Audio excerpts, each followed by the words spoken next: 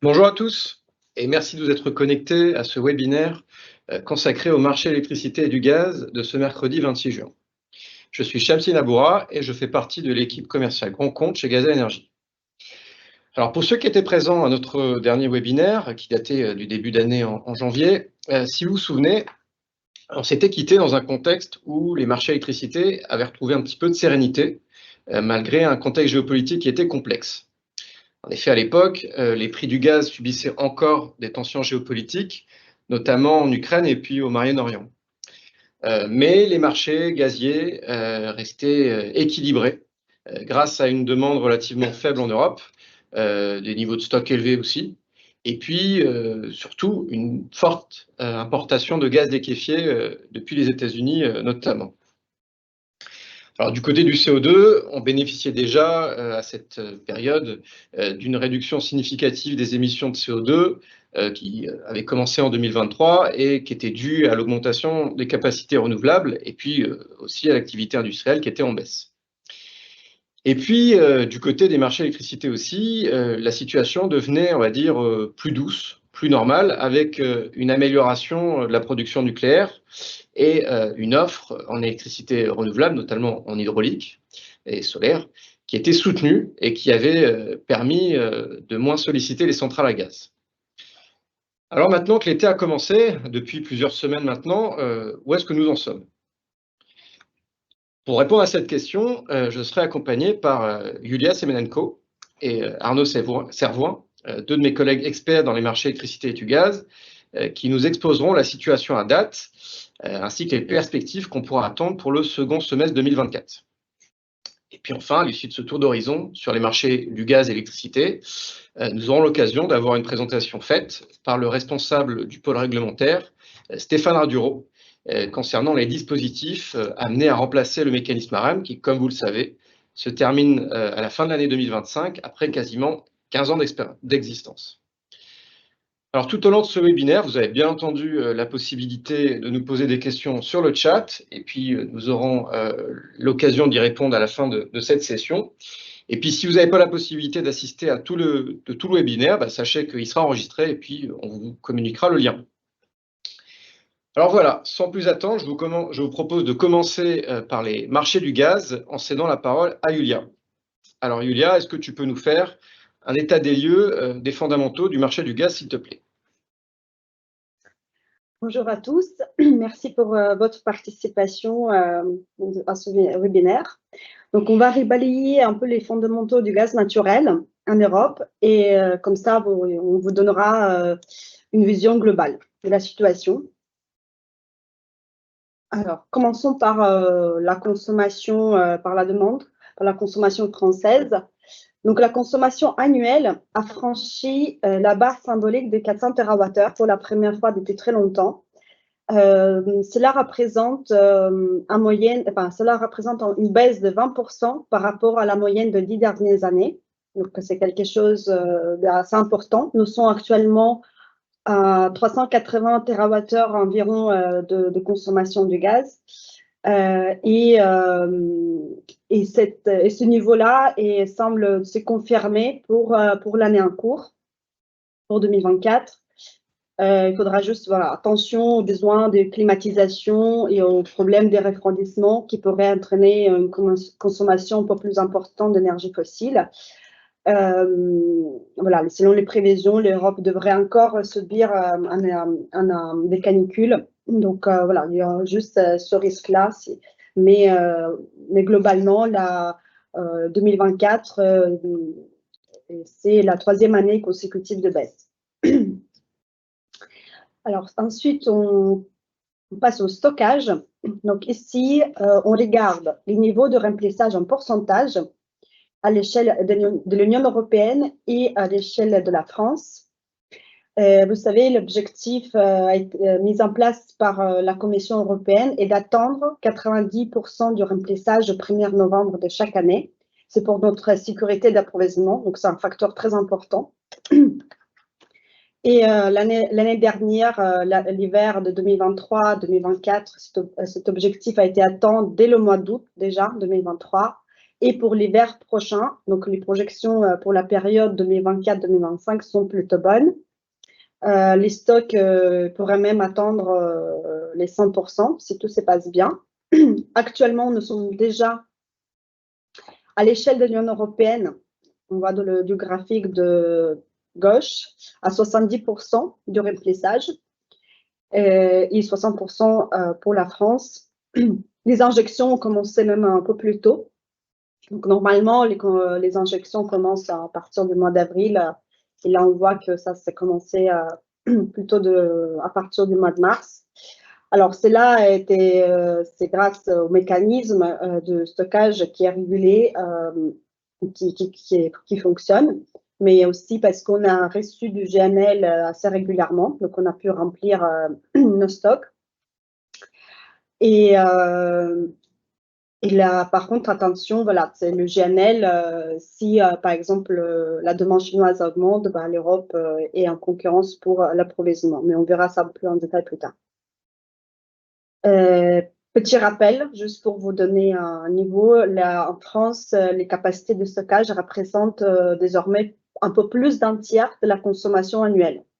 Donc, ça veut dire que on pourrait passer quasiment pas tout, mais quasiment tout l'hiver grâce au stockage.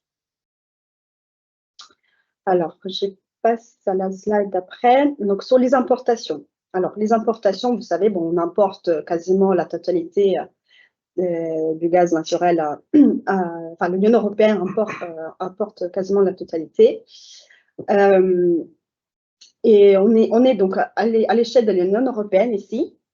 Donc, nos graphiques, ils montrent un changement structurel des approvisionnements en gaz en Europe. Donc, on voit une forte réduction, on la connaît, du gaz russe gazeux, donc celui qui passe par gazoduc. Donc, c'est la partie en rouge dans le graphique. Donc, cette réduction a été compensée en partie par l'augmentation des imports de la Norvège et beaucoup par l'augmentation du GNL, qui est la partie verte. Donc, la partie bleue, c'est la Norvège, la partie verte, c'est du GNL. Donc, le GNL, ici, c'est venant de la Russie aussi, des États-Unis, du Moyen-Orient. Alors, faisons un petit focus sur les importations russes par gazoduc. Alors, certes, elles représentent aujourd'hui que 8% des importations totales en Europe, mais il y a quelques sujets autour de ces importations, quelques actualités, parce que on n'est pas à zéro. Et donc, vous savez, il y a 4 principaux gazoducs russes qui arrivent en Europe. Donc, je montre juste la carte vite fait pour que ce soit plutôt plus parlant. J'espère que vous la voyez. Donc, il y a le Nord Stream 1 qui est hors service. Nord Stream 2 n'a été jamais mis en service. Le Yamal Europe, lui, il est hors service depuis 2023. Et après, il y a les 2 autres qui sont en service, mais avec un flux très réduit. Donc, le premier, le Brazincourt, c'est un transit via l'Ukraine. Donc, c'est la Russie, Gazprom, et paye un fee à l'Ukraine pour transiter le gaz. Et donc, il y a un accord entre Gazprom et Naftogaz pour ce transit. Et cet accord arrive à échéance à la fin de l'année. Et l'Ukraine avait annoncé que potentiellement, il ne va pas prolonger cet accord, même s'il perdrait beaucoup de recettes. Mais à voir si ça se confirme. Ensuite, on a le quatrième gazoduc, donc qui passe par la mer Noire et qui arrive par l'Italie. Lui, les flux réduits, qui va jusqu'à l'Autriche. Donc, en fait, le sujet, c'était que l'Autriche est très dépendante du gaz naturel, historiquement, et il a un contrat à long terme avec le Gazprom qui va jusqu'à 2040. Et en début juin, on a vu que EMV, donc c'est le groupe pétrolier gazier autrichien, avait annoncé comme quoi ils allaient arrêter les paiements au Gazprom. c'est voilà, pour tester, pour voir les réactions. Mais voilà, le but, c'est quand même de sortir de ce contrat. Maintenant, est-ce que ça sera le cas ou pas? C'est quand même compliqué. Mais il y a ce sujet-là, et donc c'est 2 points d'intention sur le peu de gazeux qu'on reçoit. Alors, alors, si on parle des importations de GNL, donc vous savez, l'alternative, la meilleure alternative à cette réduction qu'on a vue du gaz russe par gazoduc, c'est du GNL, qui vient principalement des États-Unis. Donc, on le voit sur le graphique, c'est la partie bleue. Donc, c'est les États-Unis, donc on voit une forte augmentation. Vient du Moyen-Orient et vient de la Russie. Le petit hic du GNL, c'est que les achats sont effectués au comptant, donc au spot. Donc, il y a très, très peu des contrats à long terme avec une clause TQRP. Donc, même s'il y a des contrats à long terme, il y a quand même des clauses qui permettent de router les bateaux vers d'autres marchés. Et en l'occurrence, pour l'Europe, l'Europe, elle est en concurrence avec le marché asiatique, donc la Chine, l'Inde. Et donc, qu'est-ce qu'on regarde? Donc, sur le graphique de droite, on regarde l'écart qu'il y a entre le prix TTF, donc le prix un peu de référence en Europe, le contrat néerlandais, et le prix du GNL asiatique, qui, la référence est GKM. Et donc, plus le GKM est élevé, plus intéressant pour les exportateurs d'envoyer les bateaux là-bas. Après, il faut bien sûr calculer aussi, inclure les frais de transport. Donc, aujourd'hui, l'écart, le spread entre GKM et TTF assez serré. Donc, la situation est encore sous contrôle. Mais voilà, c'est un élément à suivre si la demande chinoise et de l'Inde va augmenter. Donc, potentiellement, GKM aussi pourrait subir, avoir des hausses des prix.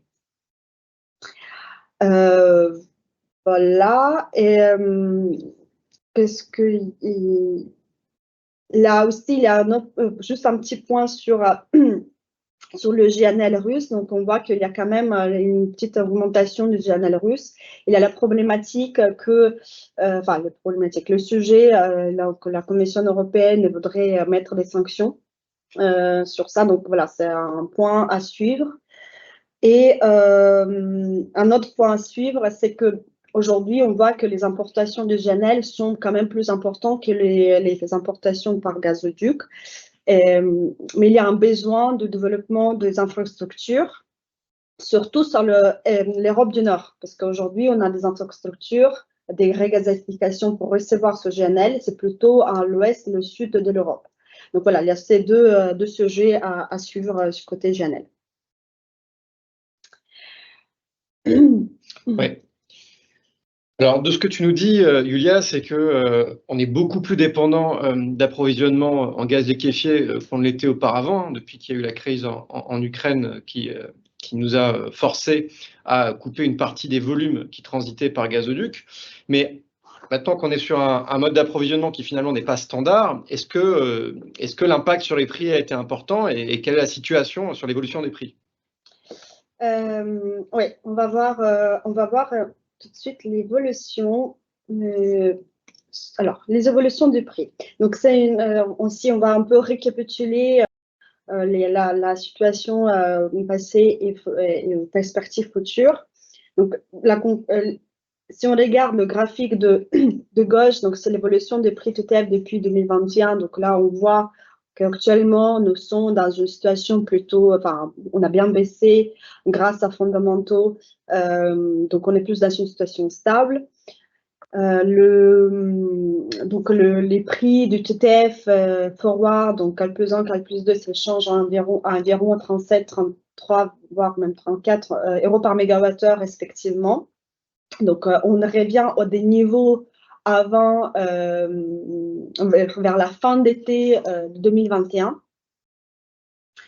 En revanche, si on regarde, on zoome sur l'évolution depuis le début d'année, alors on constate, donc on a eu une baisse en février, donc voilà, grâce aux fondamentaux, mais les conflits géopolitiques ne sont pas disparus, hein.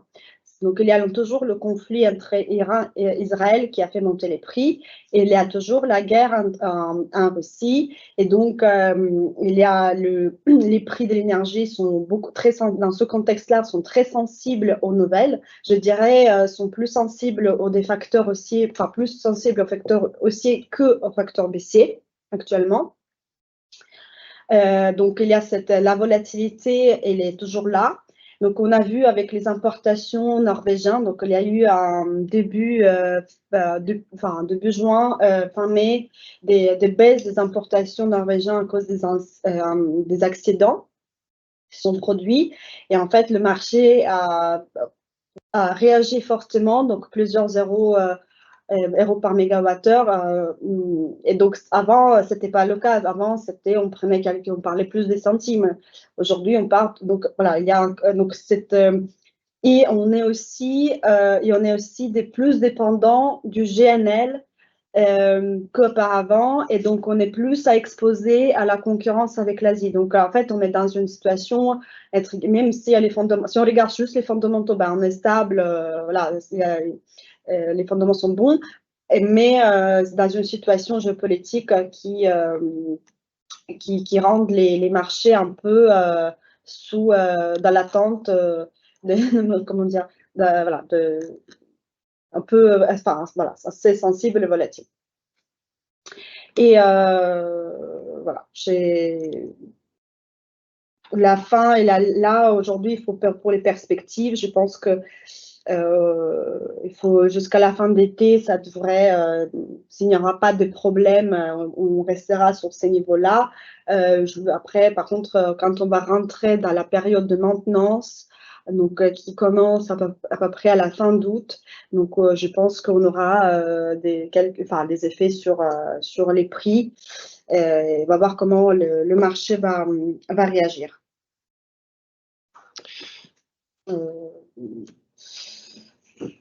Ouais, voilà, très bien. Donc, ce qu'on comprend, c'est que les marchés du gaz ont continué leur tendance baissière, hein, qui a été amorcée depuis maintenant un peu plus d'un an. Alors, on sait que le gaz, le charbon, le CO2, c'est souvent des commodités qui s'influencent les unes les autres. Est-ce que tu pourrais nous dire comment cette baisse finalement des prix du gaz a impacté le marché du carbone? Ah oui, ok. Oui, juste vraiment 2 mots sur le CO2. Ensuite, on va passer dans l'électricité. Donc, effectivement, les prix du gaz, vous savez tous, les prix des gaz, et CO2 et l'électricité sont très, très liés entre eux. Ils s'influencent. Donc, aujourd'hui, le prix du gaz a une influence très forte sur le prix de carbone. Donc aujourd'hui, les centrales à gaz sont plus rentables que les prix des centrales à charbon. L'utilisation des centrales à gaz, ça veut dire moins d'émissions d'effet de serre et ça veut dire moins de besoin de quotas. Récemment, il y a une très très forte corrélation entre les deux prix, hein. On était quasiment à 90%. Alors aujourd'hui, le prix de CO2 donc si on prend le contrat expirant en décembre 2024, a clôturé à 68 € la tonne. Donc on voit il y a une prix il y a une baisse en fait qui est des 5% depuis le début du mois de juin. Donc voilà, il y a un baissement pour les CO2. Très bien. Eh bien, merci pour toutes ces informations. Donc, ce qu'il faut qu'on retienne, c'est que le marché il reste à l'équilibre, voilà, on est dans quand même une situation qui est bien plus favorable actuellement qu'elle ne l'a été il y a même un peu moins d'un an. Mais même si on est à des niveaux de prix qui sont, je crois qu'on n'a pas vu ces niveaux de prix sur les futurs depuis 3 ans. Bon, on est dans un contexte géopolitique qui reste tendu. Il convient de rester prudent parce qu'on a quand même bien la perception que le marché il reste encore très sensible à n'importe quelle nouvelle, même quand elle n'a pas forcément d'impact direct. Et on l'a vu, hein, avec les quelques maintenances qui n'étaient pas prévues, ça a eu des impacts sur les prix. Et donc, ça peut peut-être être intéressant de profiter de la relative stabilité des prix pour prendre quelques couvertures si vous n'avez pas déjà commencé. Alors voilà, merci pour tous ces éléments sur le gaz. Je vous propose maintenant de passer au marché électricité avec Arnaud. Alors Arnaud, est-ce que tu pourrais nous dire un peu quelles sont la situation et les perspectives sur les marchés électricité? Alors, tout d'abord, bonjour à tous. Alors effectivement, concernant l'électricité, on va commencer avec l'aspect demande, tout d'abord. Ici, on va se concentrer sur le graphique présenté qui retranscrit la puissance moyenne appelée retraitée des différentes conditions météorologiques en gigawatts. Si on observe sur les 12 derniers mois, la demande, le niveau de demande par rapport au niveau de demande qui était effectif pré-Covid, donc entre 2014 et 2019, on était à un niveau de demande d'environ 480 TWh. On le voit de manière assez explicite sur le graphique, on constate une diminution de 8,5% entre l'enveloppe historique grisée ici à l'écran et le niveau actuel des 12 derniers mois de la demande en électricité française. Deux grands facteurs à cela qu'on peut citer. Tout d'abord, les facteurs économiques, puisque l'inflation nous touche maintenant depuis plusieurs mois en continu de manière assez importante. On a un signal prix de l'électron qui ne cesse d'augmenter, dû aux nombreuses raisons qui peuvent être évoquées. Et forcément, on note un impact direct sur la compétitivité française à l'échelle européenne et mondiale. Et ça peut être une des raisons, un des facteurs de cette baisse de la demande nationale française. Deuxième facteur pouvant influencer cela, les facteurs sociétaux. Vous êtes non sans savoir que lors de l'hiver 22-23, on avait eu pas mal de campagnes de communication sur la sensibilisation à la sobriété, sur le soutirage donc français, que ce soit à l'échelle des particuliers, mais également des industriels. Et cette sécurité d'approvisionnement est vraiment importante et je pense à titre personnel qu'il y a eu effectivement une sensibilisation sur le soutirage global. Stat autrement importante ici, avec la représentation depuis 2005 de la consommation annuelle d'électricité, on voit bien apparaître un plateau entre les années 2012 et 2019 aux 480 TWh donc de demande. Et on constate également l'effondrement post-Covid avec les années 2022-2023 à des niveaux beaucoup plus bas. On parle de 445 TWh sur l'année 2023. Et quand on compare aujourd'hui les derniers mois, comme on a pu le voir sur le graphe précédent, on est encore à des niveaux encore plus bas.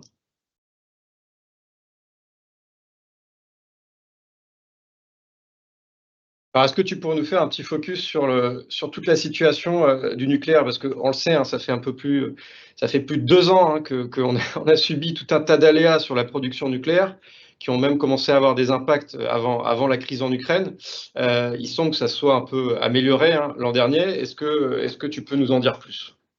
Alors, tout à fait. Donc, d'un point de vue nucléaire, on va faire le même exercice que précédemment. On va venir observer l'enveloppe grisée à l'écran qui représente donc la production nucléaire cette fois entre 2015 et 2019 du parc nucléaire français. On était sur un niveau de production moyen de 400 TWh. On a observé en 2022 effectivement une année terrible pour le nucléaire français pour deux raisons principales, hein, les arrêts de maintenance reportés du Covid, mais également la découverte du phénomène de corrosion sous contrainte. Donc, le niveau 2022 de production était très bas, on parle de 279 TWh. 2023, on le voit à l'écran sur la courbe marron, on était toujours en décrochage par rapport au niveau historique grisé. Puis, au fur et à mesure de l'exercice 2023, je parle notamment du Q3 et Q4, on se rapprochait véritablement des seuils bas historiques de niveau de production, donc c'était rassurant à ce niveau-là d'un point de vue de production nucléaire. Néanmoins, sur le Q1 et une partie du Q2 2024, donc sur le début d'année d'exercice, on constate à nouveau un décrochage de la filière, ce qui n'est pas forcément une bonne nouvelle, puisqu'on a du mal au final à retrouver les niveaux historiques de production du nucléaire qu'on avait par le passé. Et justement, donc, tout ce phénomène de tension qu'on peut observer sur les niveaux de production qui sont inférieurs au niveau historique, on va les constater, on va les lister sur différentes échelles de temps et avec des raisons différentes associées. Tout d'abord, les aspects donc court terme, les incidents qu'on peut noter en continu. On peut noter début mars, donc c'était le 7 mars dernier, des incidents sur les corrosions sous contrainte détectées, donc un nouvel incident de ce point de vue-là qui a été relevé sur la centrale de Blayais en Gironde. C'était une centrale qui était déjà arrêtée pour maintenance initialement, donc elle était déjà à l'arrêt, elle n'était pas sur le réseau. Et cette découverte d'une nouvelle corrosion a entraîné sur deux réacteurs, sur deux soudures, un renforcement des soudures et donc un décalage de sa remise sur le réseau. Donc une petite incidence sur les prix spot notamment et les prix forward à l'échelon mensuel. Autre incident technique assez important à noter qui n'était pas forcément beaucoup communiqué dans la presse, c'était la surchauffe temporaire sur un circuit primaire dans la centrale de Glofec en Tarn-et-Garonne. Là, pour le coup, c'était un dysfonctionnement des cartes électroniques ayant pour contrôle-commande le niveau de température dans le circuit primaire, qui a provoqué une élévation de la température de 307 degrés à 309. Donc effectivement, là comme ça, on se dit c'est uniquement 2 degrés d'élévation. Néanmoins, c'était un incident assez important et assez grave dans le sens où même l'ASN, donc l'autorité de sûreté nucléaire, a classé cet incident comme étant de niveau 1 sur son échelle de 0 à 7, qui relève les incidents nucléaires du plus important à 0, du moins important, on va dire du moins grave à 7. Donc effectivement, événement assez important qui s'était produit 2 jours consécutifs sur cette centrale du Tarn-et-Garonne. Ensuite, sur l'aspect moyen terme, sur les réserves qu'on peut avoir sur la filière nucléaire aujourd'hui, c'est l'aspect technique. D'un point de vue emploi, à l'horizon 2030, donc la filière du nucléaire, c'est plus de 100 000 personnes. Et une statistique a été sortie sur le fait que sur les 10 emplois principaux de la filière, il y aurait un manque potentiel de près de 12 000 postes à l'horizon 2030. Donc c'est une filière qui est déjà de niche, disons-le, mais également qui nécessite des connaissances et d'expertise assez importantes, qui se verrait potentiellement amputée de 10% de qualification et d'emploi à l'horizon 2030, donc c'est assez inquiétant, effectivement. Et enfin, côté technique, on notera aussi la présence, donc le lancement sur le territoire français des nouveaux OPR nouvelle génération, avec Flamanville, qui rentrerait potentiellement en service à l'horizon juillet-août sur le réseau français. On attend de voir cela, puisqu'on le rappelle, Flamanville, c'était un projet lancé en 2007, qui devait être mis en service en 2012, et on parle aujourd'hui d'un retard de 12 ans. Donc on attend encore un petit peu de voir avant de se prononcer sur son retour définitif. Et enfin, d'un point de vue politique, côté nucléaire, on a également des réserves sur la trajectoire long terme qui va être utilisée et employée et déroulée du côté français, puisque suite aux législatives qui vont se dérouler dans quelques semaines, on va avoir potentiellement un nouveau parti politique à la tête du pays, et ça peut avoir des conséquences assez importantes sur la filière nucléaire, mais également sur les autres filières, puisqu'on peut citer 2 exemples. Tout d'abord, le RN, qui a historiquement une position plutôt pro-nucléaire, mais plutôt anti-ENR et spécifiquement anti-éolienne. Donc ça a forcément un impact moyen et long terme sur ces filières, mais également d'un point de vue Front populaire, avec cette coalition, avec notamment différents partis qui sont, eux, à l'inverse, diamétralement opposés, avec une position plutôt anti-nucléaire et pro-ENR. Donc voilà, on a un petit peu cette filière sous tension, mais également ces inconnus de leurs incidents techniques ou encore politiques qui existent. C'était concernant l'aspect production nucléaire. Maintenant, on va passer à l'aspect de la production hydraulique. Pour le coup, donc une bonne nouvelle. On a des très bons fondamentaux, des très bons retours d'un point de vue de la pluviométrie. On sortait d'un exercice 2022 historiquement bas. C'était un niveau de production hydraulique qui était aux alentours de 49 TWh. C'était le plus bas observé depuis 1976. Donc, c'est une donnée historiquement saisissante pour le niveau de parc de production hydraulique. Donc, on le voit ici à l'écran sur l'évolution du stock français à l'échelle mensuelle, avec les petites flèches, les petits diagrammes, les petits rubans bleu clair. 2023, c'était l'année de la reprise pour la filière hydraulique, avec des niveaux cette fois-ci satisfaisants d'un point de vue production, puisqu'on passait de 49 TWh produits à 59 TWh, donc 10 TWh supplémentaires sur le réseau. Et 2024, comme vous pouvez le voir également sur les premiers mois de l'année, on est sur des standards assez importants et assez hauts, si bien qu'on espère pour l'horizon 2024 un niveau de production historique aux alentours des 68 TWh, ce qui serait un des plus hauts niveaux historiques. Enfin, dernière review sur un aspect des renouvelables. Ici, on ne va pas s'attarder sur la production en TWh annuel, mais plutôt sur l'installation et sur le processus progressif année après année entre 2002 et 2023 sous les différentes filières du renouvelable. On observe à l'écran donc le développement tout d'abord de l'éolien terrestre aux alentours des années 2002 jusqu'à nos jours, avec un niveau à peu près continu et constant qui se situe entre 500 et 1500 mégawatts installés par an. Le solaire progressivement qui est apparu à partir de 2010, on a eu pas mal de financements et de relance sur cette filière. Et ce qui est intéressant sur les dernières années de noter, c'est notamment l'année 2022 et même 2021 d'ailleurs sur le solaire, on a la multiplication par 2, si ce n'est par 3, de l'installation de mégawatts solaires sur le territoire français, donc c'est une très bonne nouvelle. Et en 2022-2023, l'apparition également de projets éoliens en mer sur le territoire. Enfin, à droite, on peut terminer avec justement sur l'année 2023, la répartition régionale des nouveaux parcs installés. Très bien, donc ce qu'on comprend, c'est que du côté de la demande, on est en décrochage par rapport au niveau historique, puisque bon, il y a eu tous les efforts de sobriété énergétique qui ont été entamés en 2023. Il faut être honnête, on a aussi on va dire, un contexte météorologique qui est plutôt favorable. Hein. On n'a pas eu besoin de trop chauffer l'été dernier, de trop climatiser l'été dernier et de trop chauffer durant l'hiver dernier. Et puis du côté de la demande industrielle, on n'est pas au maximum.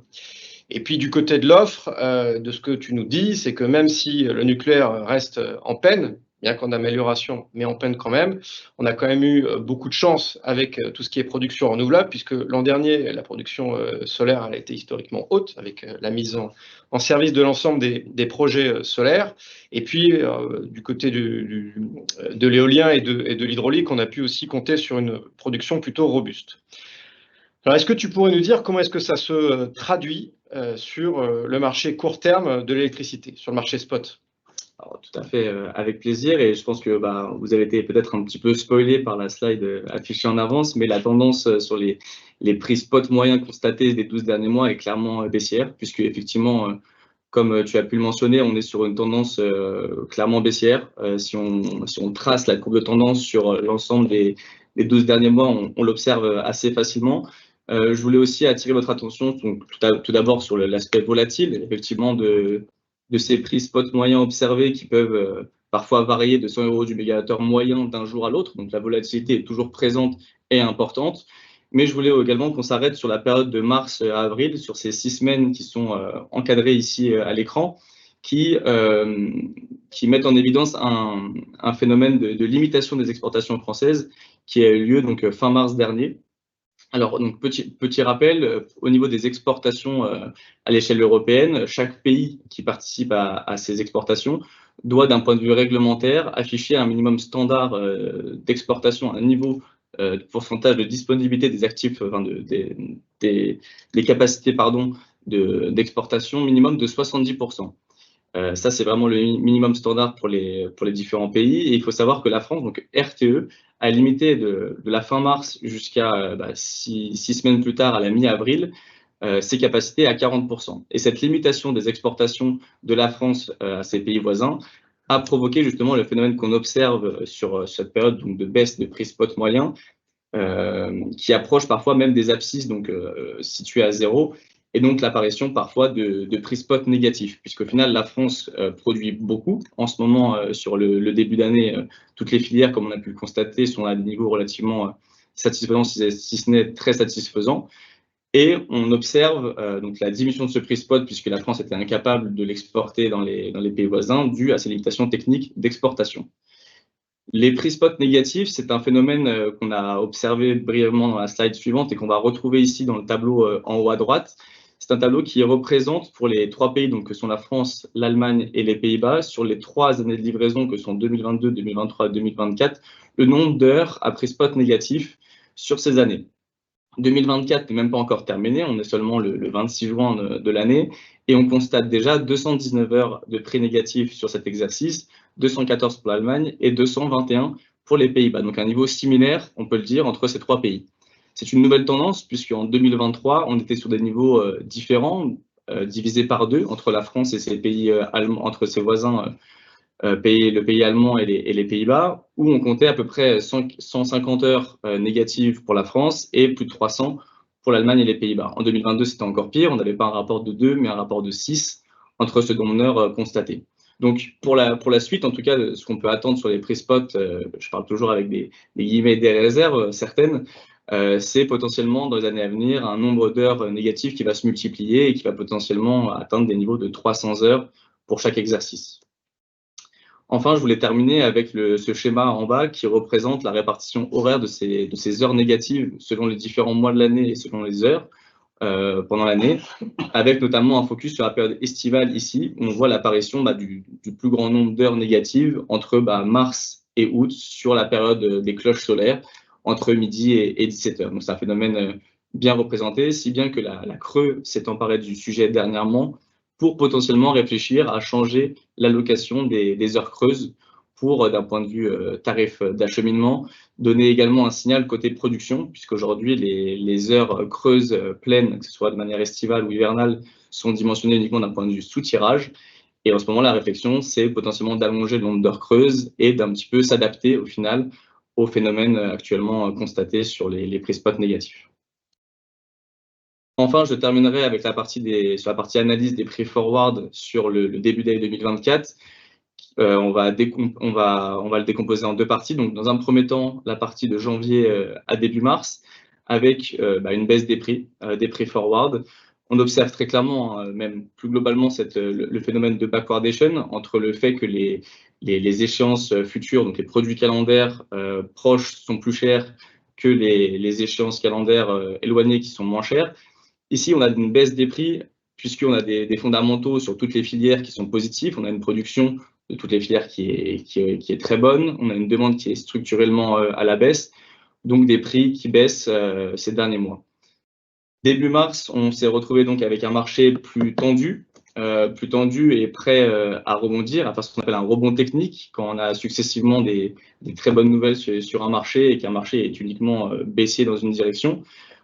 Chaque nouvelle va potentiellement, n'importe quelle nouvelle sur le marché va potentiellement tendre son évolution et amener les acteurs à peut-être surpricer certains événements de marché, comme un événement de soudure dont on a pu parler précédemment lors de la centrale avec la détection d'une corrosion sous contrainte en Gironde, mais également les problèmes d'exportation entre la France et ses pays voisins qui n'étaient pas justifiés à l'époque par RTE.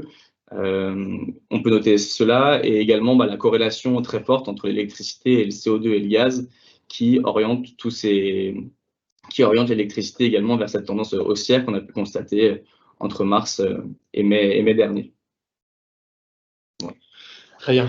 Merci Arnaud pour tous ces éclairages. Donc, ce qu'on a l'impression, c'est que l'année 2022, elle nous a été très défavorable pour le contexte dont on ne va pas rediscuter, mais avec toutes les crises et puis voilà, la guerre en Ukraine. Que l'année 2023, au final, ça a commencé à se normaliser et qu'elle nous a été moins défavorable.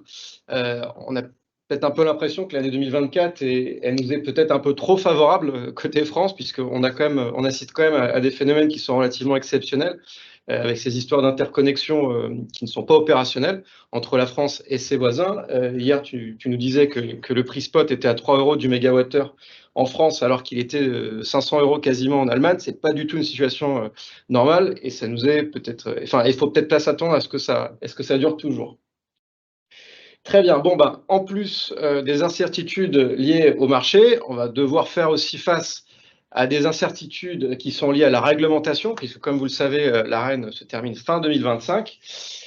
Donc, pour mieux comprendre ces dispositifs qui sont amenés à lui succéder, je vous propose d'échanger avec Stéphane Arduro, qui est responsable développement et réglementation gestion de l'énergie, et puis qui aussi accessoirement est aussi président du collège électricité à la FIEG. Stéphane, je te laisse la parole. Merci Shamseddine et bonjour à toutes et à tous. Alors, comme tu le rappelais, Shamseddine, l'AREN prend fin au 31/12/2025. Cependant, et c'est une sorte d'aveu aussi d'efficacité de l'AREN de la part de nos politiques, tout a été mis en œuvre aujourd'hui dans la négociation du market design pour pouvoir avoir un mécanisme qui prend la suite de l'AREN. Le mécanisme aujourd'hui qui doit prendre la suite de l'ARENH, elle a le principal objectif de transférer la compétitivité du parc nucléaire aux consommateurs français. Mais derrière aussi le market design, elle a 3 autres objectifs qui va permettre de donner de la visibilité aux consommateurs à plus de 3 ans. Aujourd'hui, la norme, ou du moins le maximum, c'est des offres de fourniture à 3 ans. Demain, avec ce mécanisme post-ARENH et la volonté d'étendre les produits à 4-5 ans, on pourra potentiellement atteindre ces niveaux de maturité-là dans les offres de fourniture. C'est aussi un mécanisme qui permettrait de garantir une certaine stabilité des prix pour le consommateur, à la fois une stabilité réglementaire, on le verra quand j'expliquerai un peu plus en détail le fonctionnement du mécanisme envisagé, mais aussi une stabilité grâce à la fixation de prix à des échéances plus lointaines. Du moyen terme, 4-5 ans, j'ai déjà dit, mais aussi du plus long terme à 10 ou à 15 ans pour certains types de consommateurs. Et enfin, c'est un mécanisme qui, on le verra, fonctionne par un niveau de plafond, mais sans plancher, qui permettra à EDF d'assurer une certaine rentabilité de son parc nucléaire et d'éviter d'être finalement piégé dans ce fameux prix de l'ARENH à 42 €, qui n'a pas évolué depuis sa mise en place. Alors concrètement, comment peut fonctionner ce mécanisme? L'accord qu'a mis en place le gouvernement actuel avec EDF repose sur 2 piliers. Un pilier réglementaire, qu'on voit à gauche de la slide, que je vais détailler, et un pilier politique commerciale d'EDF. Sur le pilier réglementaire, sur le versement universel du nucléaire, c'est un mécanisme de captation de la rente et des revenus d'EDF sur son parc nucléaire historique. C'est-à-dire que pour une année de livraison donnée, on va calculer, ou du moins le gouvernement ou la Commission de régulation de l'énergie, ce n'est pas encore défini, va calculer le niveau de revenu de cette année de livraison du parc nucléaire historique. Si ce niveau de revenu est supérieur à un certain seuil, alors on va créer une enveloppe budgétaire qui va être ensuite calculée en fonction des prévisions de consommation de l'année à venir pour les consommateurs et calculée en termes tarifaires appliqués dans les factures par l'ensemble des fournisseurs. C'est un mécanisme réglementaire qui sera forcément inclus dans les factures et dans les contrats de tous les consommateurs. Le deuxième pilier, qui est un pilier plus commercial, un peu en dehors de la réglementation, mais qui implique quand même de la réglementation, c'est une politique commerciale d'EDF producteur. C'est-à-dire qu'il va y avoir des éléments mis en œuvre pour qu'EDF mette en vente des produits à 4-5 ans.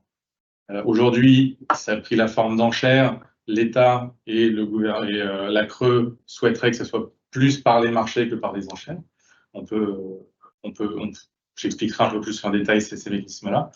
Et il y a aussi également la proposition d'EDF de mettre en vente des contrats d'allocation de production nucléaire uniquement pour les industriels énergo-intensifs, qui est un contrat d'allocation avec une réservation de capacité de l'industriel auprès d'EDF, avec une avance en tête par mégawatt réservée, avec un prix du mégawattheure qui est du coup un peu plus bas que le prix qu'on peut observer sur les marchés, mais avec un partage de risque industriel sur la production du nucléaire. C'est-à-dire que si le producteur EDF voit son parc nucléaire en défaut de production, c'est répercuté directement dans le CAPN vendu aux plus gros industriels. Voyant la discrimination qui peut être faite entre les très gros industriels et les industriels plus modestes, le gouvernement a décidé aussi de mettre en avant ce qu'on appelle des CNS, des contrats nucléaires simplifiés, dans lequel le partage du risque et l'avance en tête seraient un peu modifiés dans les clauses pour pouvoir avoir un accès à ce capital nucléaire par les plus petits industriels. On voit que c'est une politique commerciale d'EDF qui n'est pas réglementée. Et donc derrière, il y a toute une partie réglementaire qui devrait être mise en place pour permettre à la CRE de surveiller ce que EDF fait comme offre à la fois sur cette partie en amont, sur le marché de gros, et aussi pour surveiller ce que fait EDF en termes d'offres sur le marché de détail à l'aval. Pour revenir sur les enchères 4-5 ans, qui est un point important aujourd'hui, les enchères aujourd'hui sont à la main d'EDF et elles ont été mises en place depuis le mois de septembre, avec très peu d'enchères qui ont trouvé preneur à des prix qui, par rapport à ce qu'on voit aujourd'hui en 2028-2029, sont beaucoup plus élevés. C'était à 78-85 € le mégawattheure à l'époque pour 2028-2029, alors que Arnaud nous l'a montré, aujourd'hui les prix à ces horizons-là sont plutôt autour de 60 €. L'idée derrière ces enchères, c'était de montrer la capacité des fournisseurs alternatifs de pouvoir s'emparer de ces produits-là et de pouvoir les appliquer dans des contrats de fourniture. on voit que la mécanique d'enchère, qui est très peu liquide et très peu fluide, ne nous convient pas. Et c'est pour ça qu'on pousse pour avoir des volumes sur les marchés directement à 4-5, ce qui vous permettrait aussi de pouvoir fixer à ces horizons-là quand le marché sera beaucoup plus mature. En termes de mise en œuvre, je vais terminer avec cette dernière slide. Pour retracer, l'accord il avait été trouvé en novembre 2023. On se souvient à l'époque, Bruno Le Maire annonce dans une conférence de presse l'accord trouvé avec EDF sur le post-ARENH avec un prix du nucléaire à 70 € du mégawattheure. Concrètement, dans les faits aujourd'hui, le 70 € du mégawattheure ne veut rien dire. Il se basait uniquement sur les prix forward du marché. Avec la tendance qu'on a vue actuellement, on est plutôt en dessous des 70 € du mégawattheure. Cet accord-là, du moins cette annonce de l'accord, il a permis de mettre en avant ces deux piliers que je viens de montrer. Et ces deux piliers ont été intégrés dans un projet de loi en janvier 2024, avec la partie versement universel du nucléaire et les fameux seuils qui étaient définis. Donc on était sur des seuils autour de 78 € du mégawattheure et 110 € du mégawattheure, ce qui est quand même assez loin finalement de la promesse de Bruno Le Maire en termes de stabilité et des 70 € du mégawattheure. Et il y avait toute une partie également sur la surveillance de la CRE, enfin de la politique commerciale d'EDF par la CRE, qui permettait à la Commission de régulation de l'énergie d'identifier les opportunités d'EDF sur les marchés de détail et l'impact de cette ouverture finalement à un approvisionnement 100% marché pour EDF. En février 2024, le ministre de l'Énergie, donc Roland Lescure, annonce le report du projet de loi souveraineté énergétique en mettant en avant la nécessité d'intégrer la programmation énergétique plus dans les textes réglementaires que législatifs, mais aussi en voulant aller un peu plus loin dans les mesures post-ARENH. Aller un peu plus loin dans les mesures post-ARENH, c'est-à-dire intégrer la possibilité d'avoir une clause de revoyure, et notamment c'était l'objet en mai 2024 du rapport d'Armaillan et Janès qui a évalué la mise en œuvre des accords post-ARENH. Alors, pas tant sur la partie versement universel du nucléaire, puisqu'elle n'a pas encore eu lieu. On ne sait pas s'il y avait vraiment opérationnel ou pas, mais plutôt sur la partie politique commerciale d'EDF, avec un retour d'expérience sur les volumes mis en vente aux enchères. On se rend compte que c'est très peu. Moins de 20% des enchères ont réussi à trouver preneur, et pour des prix qui très souvent étaient très élevés par rapport aux fondamentaux de marché. Et aussi pour avoir un retour d'expérience sur la mise en vente des contrats d'allocation de production nucléaire aux industriels énergo-intensifs. Avec là aussi des difficultés de négociation. On a 3 lettres d'intention aujourd'hui qui sont signées, mais aucun accord concret réellement contractualisé, du fait notamment de l'avance en tête, c'est-à-dire le fait de réserver des mégawatts, de payer pour réserver des mégawatts trop élevés, et du fait aussi d'un partage de risques qui ne correspond pas à un industriel qui a déjà ces risques de production à prendre en compte. Au-delà de ce rapport, et on pense, alors c'est pas officiel s'il a été remis, mais on pense que c'est ce qui a fait changer aussi Bruno Le Maire dans ses annonces, et la semaine dernière, ce dernier a fait part de son mécontentement sur les résultats de l'accord et demande sa révision, alors notamment sur la partie partage de risques, mais aussi sur la partie prix des CAPN, mais ça pourrait aussi aller plus loin jusqu'à une révision un peu plus en profondeur du mécanisme ainsi présenté. Et enfin, le gros événement que nous a rappelé Arnaud juste avant dans sa partie, c'est la dissolution de l'Assemblée nationale. Qui dit dissolution de l'Assemblée nationale dit potentiellement un nouveau gouvernement et donc potentiellement un nouvel accord qui devrait être trouvé ou qui pourrait être trouvé à l'issue des législatives le 7 juillet et après. Très bien, merci Stéphane pour tous ces éclairages. Donc ce qu'on comprend, c'est qu'à partir de 2026, on n'a plus d'ARENH, qu'on va devoir se sourcer totalement sur le marché et qu'éventuellement, on va devoir recourir à des CAPN qui sont à un prix de marché mais qui vous engagent sur 5 ans. Plus. Très bien. Bon, vous pouvez poser des questions à ce sujet sur le chat. Maintenant, ce qu'on va faire, ce que je vous propose, c'est qu'on passe à la partie des questions concernant le gaz et l'électricité. Alors, je vais regarder. Il semble qu'on ait des questions concernant le gaz. Je vais regarder. Alors, ce qu'on nous dit. Alors, c'est une question pour Yulia. On nous demande, est-ce qu'on peut se passer du gaz russe? Pourquoi c'était pour moi?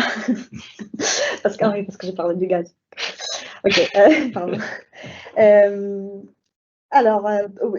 Pour cette franchir du gaz russe, cela, ça va dépendre en fait du succès ou pas du plan Repower qui a été mis en place par la Commission européenne. Donc, l'objectif, c'est de s'affranchir du gaz russe à compter de 2027. Et donc, c'est là, le plan consiste il y a plusieurs piliers. Donc, le premier, c'est diversifier l'approvisionnement en gaz, donc avec des partenaires qui ne sont pas russes, donc Israël, Égypte, Qatar, Azerbaïdjan et l'Afrique du Nord, par exemple. De augmenter les volumes de production en biométhane et de l'hydrogène. Ensuite, baisser la consommation, parce qu'en fait, même si on a vu il y a une baisse de consommation, là, on peut aller plus loin. La Commission européenne a encore mis d'autres objectifs assez ambitieux. Et enfin, réduire la demande, l'utilisation des combustibles fossiles. Donc, en fait, tout ça, en fait, si on arrive à atteindre ces objectifs-là, effectivement, on pourrait se passer du gaz russe. Mais si on n'attend pas, ça va être compliqué. Très bien. Je te remercie. Alors, on va regarder, on a des questions sur l'électricité. Alors oui, donc ce que tu disais tout à l'heure, Arnaud, c'est que finalement les prix pour 2025 sont plus chers que les prix sur 2026 et 2027 qui atteignent quand même des niveaux qui sont relativement intéressants, hein, puisque je crois qu'on a ces prix-là, enfin les prix du calendar 26-27 n'ont jamais atteint ces niveaux. Et puis de manière générale, hein, des prix aux alentours de 60 €, c'est quand même des prix qui sont attractifs. Et donc ce qu'on nous demande, c'est quel serait l'impact sur les prix de la mise en service de la centrale de Flamanville, et est-ce que ça peut nous laisser espérer peut-être des baisses supplémentaires pour les prix futurs? Alors effectivement, vaste question, Flamanville, toujours difficile d'y répondre sur que ce soit sa mise en service ou son potentiel impact. Néanmoins, je ne serais peut-être pas si optimiste dans mes propos pour deux raisons.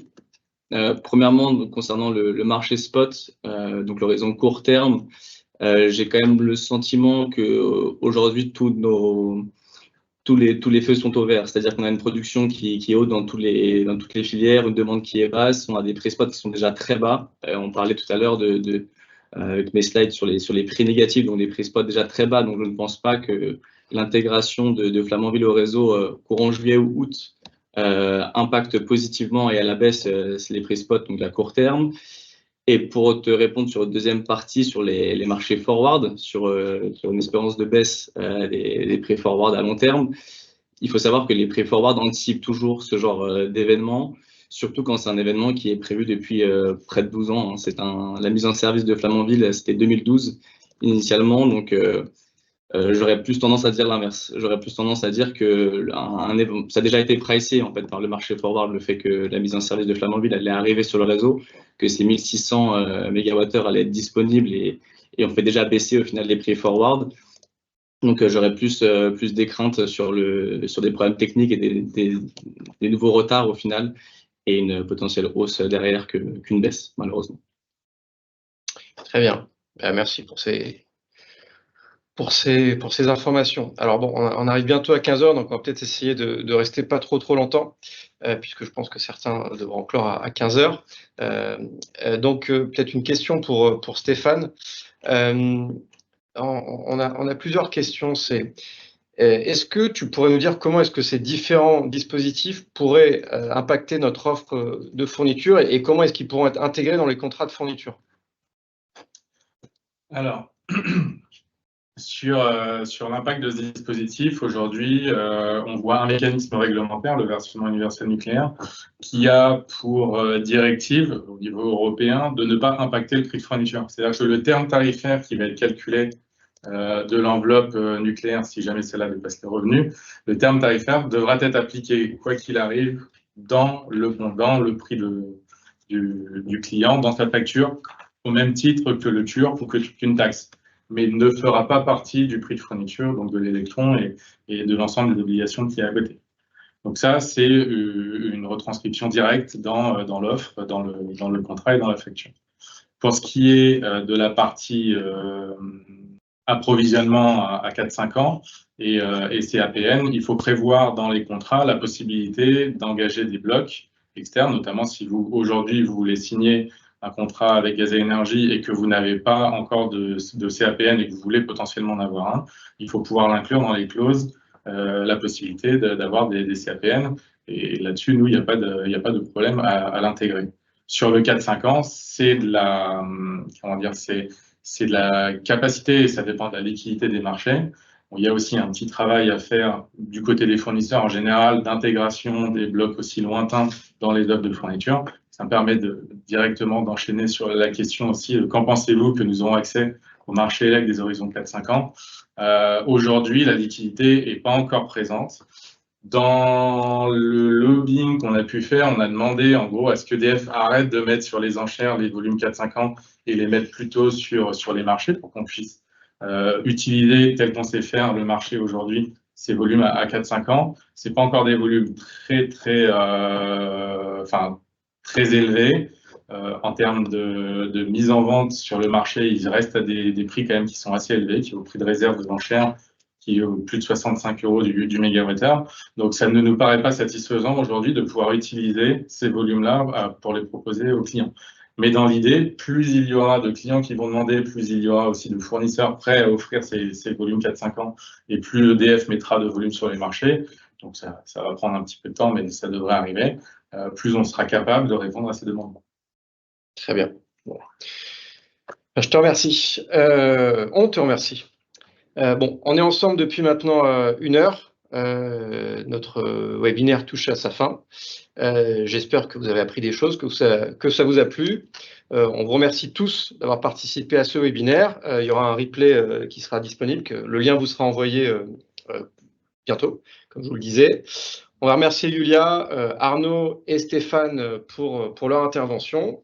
Le prochain webinaire marché, en principe, il devrait avoir lieu en automne prochain. On espère que d'ici là, on en saura davantage sur les mécanismes réglementaires qui seront prévus pour remplacer l'AREN.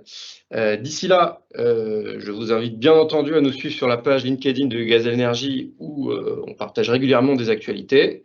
N'hésitez pas, bien sûr, à nous contacter si vous avez besoin d'informations. Voilà. On vous souhaite à tous et à toutes et à tous, un très bon après-midi, un très bon été, et puis on vous dit à bientôt.